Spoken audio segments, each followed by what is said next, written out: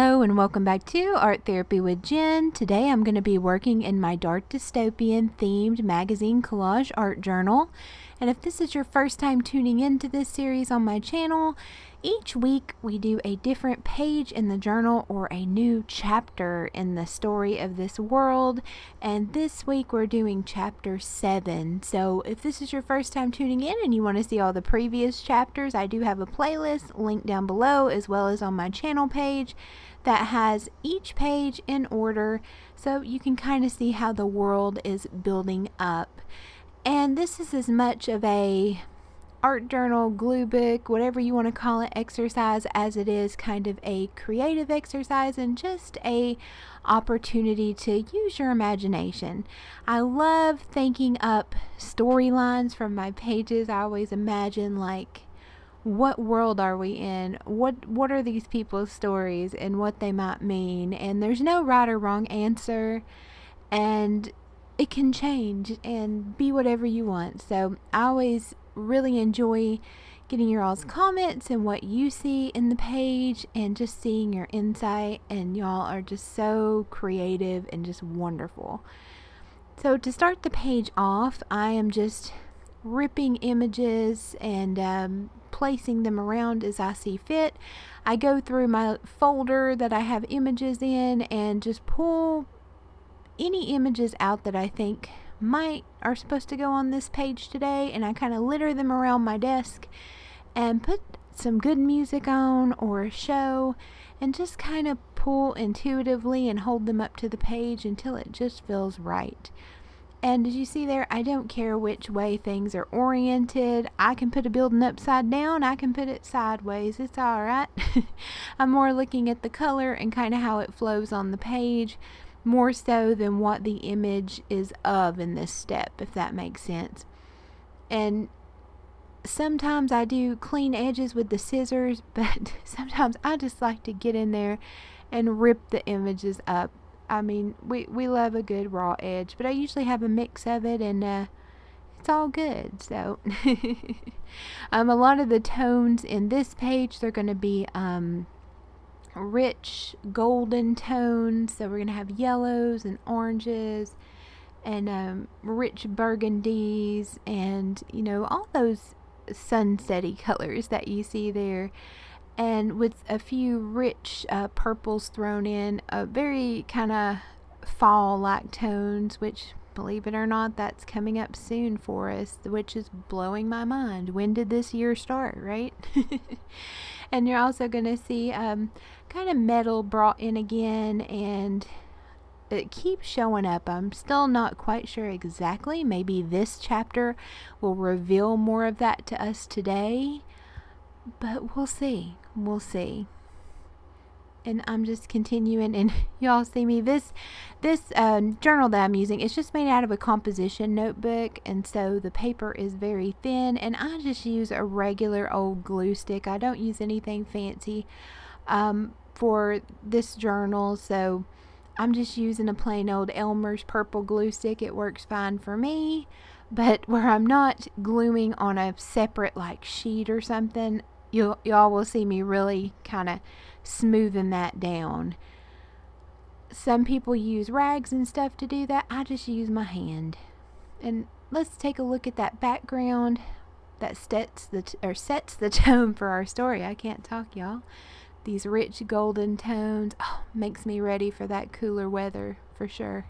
I'm in the South. I'm always ready for it to be cooler.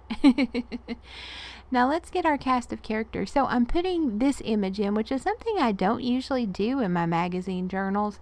It's kind of a hand-painted image, so it's not like a photograph of a real person, if that makes sense. It's drawn, but it was just so striking. And I had this image, I found it several years ago, and I've kept it ever since. And this was such an awesome opportunity. So it's a painting of all of these robots standing at attention, and then this guy looking just absolutely stricken is kind of peeking out in the middle of the row, out of place and worried.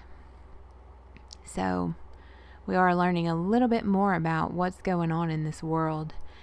And then I have this guy here. He's got glasses, which I want to think this is from like a Lens Crafters ad 5 years ago. It's been a while, but he's got these almost like a heads-up display over his glasses or something. Like he has some internal display inside, something not natural for sure.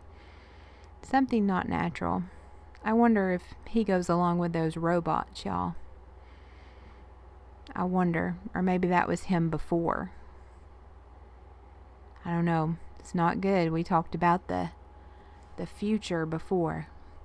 And then the last character or person image that we're going to be putting on this page, it's this shot of a man's back, and he's kind of holding the back of his neck, and it's almost like an X-ray where he's got like a glowing spine. I guess I'm not an anatomy person, but and maybe some ribs in there. But this shows me what maybe is really going on. Maybe this is the future we're headed to.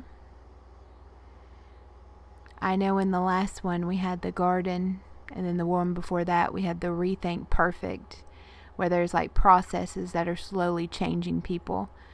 So maybe this is the goal that maybe these men go in to achieve that perfect as well, and they want to be stronger and whatever they want to be, but in reality inside it's fundamentally changing them.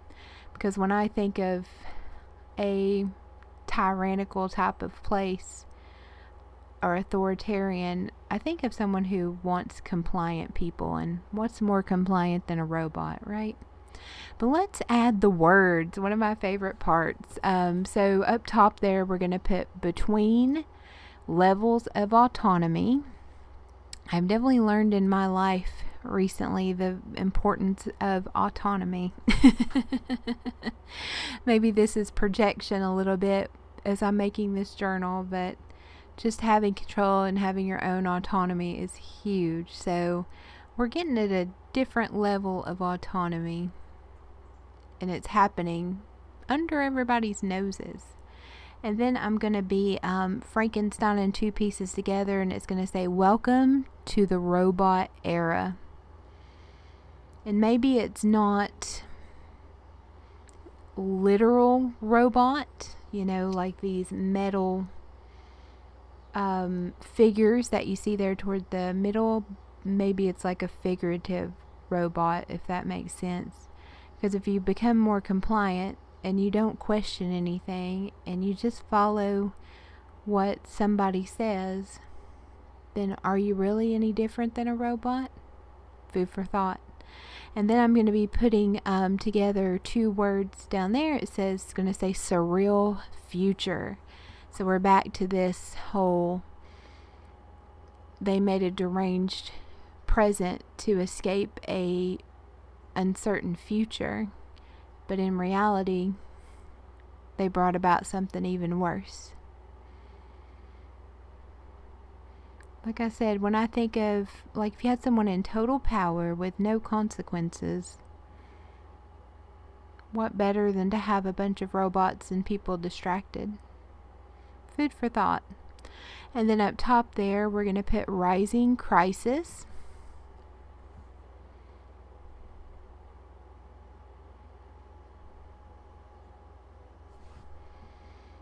And just putting some different words together there.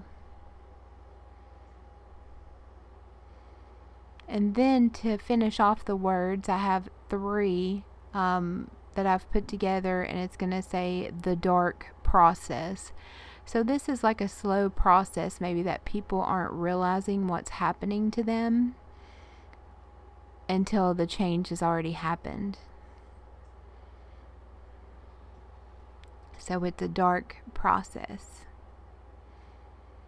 We'll just take a close-up look here. I forgot to film a little extra part where I held it up, so we're just going to zoom in a moment. That works, right?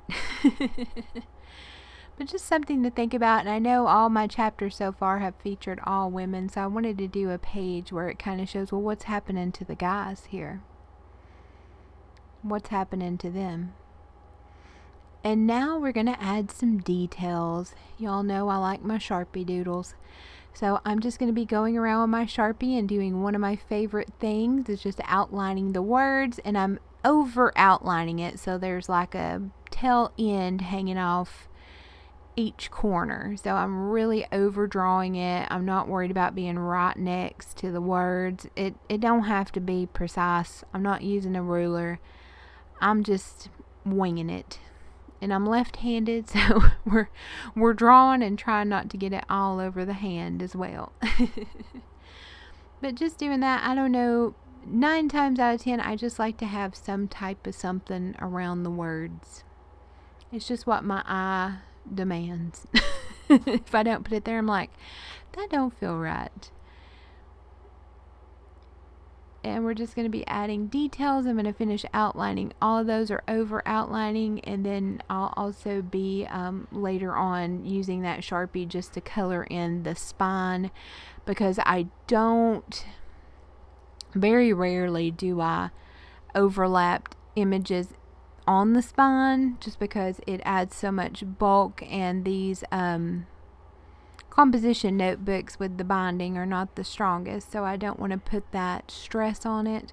So there's usually a little gap in the middle where that white shining through, and sometimes when I use dark images it just bothers me, so I just have to color it in.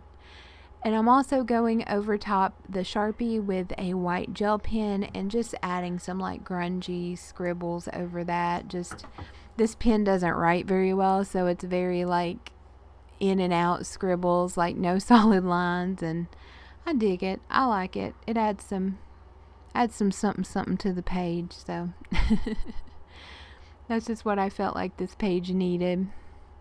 And I'm curious, what do y'all think about this?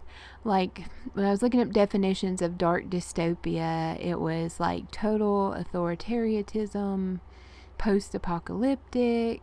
So when I think of that, like if you had somebody who was in power with no consequences and they pretty much did whatever they wanted, how do y'all think, like, what would they do? What would they do? Because there's still people there. So how do you think they would go about getting people to act the way that they need them to without consequences? I think this might be one way, and I'm curious if we're going to explore that more in future chapters as well. I'm also going in with a finer point black, I think it's a Sharpie pen or a gel pen, and just outlining my glasses dude. I wanted him to kind of stand out a little more. And maybe this is something that's sold as, you know, be a better you, be this. I mean, we see it in marketing all the time, even like in real life. Things that are marketed that later turn out not to be good for you, or you're marketed like you need to do this to be a better person. You need to do that, you know, buy our product, $sign, right? And it just, I don't know, this page made me think a lot. And I know a lot of us that work all the time, we do feel like robots, and over time we just get kind of burnt out or worn down to the point where we just kind of go with whatever, because the longer you're in something, the less you feel like there are other options, or that you can question things. So this is kind of the fantasy version of that. And these powers that be, they want robots. And if they can get them in a way that doesn't arouse suspicion, and by the time it does, it's too late, that's brilliantly evil. I'm just curious the more we'll learn about it. But thank y'all so much for joining in this kind of thought exercise and journaling exercise for me. Like are with me. Like I said, I know it's not everybody's cup of tea, but I enjoy it so much, and this is my absolute favorite style of journaling. So let's take a look at this finished page. Take a close look, and I'm really curious to hear what y'all think. What y'all think?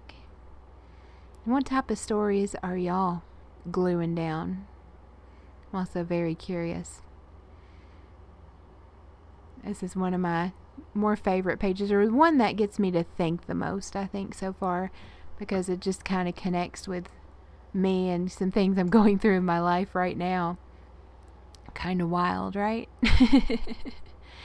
Again, thank y'all so much. Thank y'all for watching videos on my channel, commenting, just sharing in this with me, and I am having a blast, and I hope to see y'all next week when we dive into chapter 8. Oh, forgot, I need to say what I'm going to be calling this page. Dark Process? The Dark Process, is that going to be it? Guess we'll find out in the title. Again, thank y'all so much. You're the best, and I will see y'all next week in chapter 8. Bye, guys.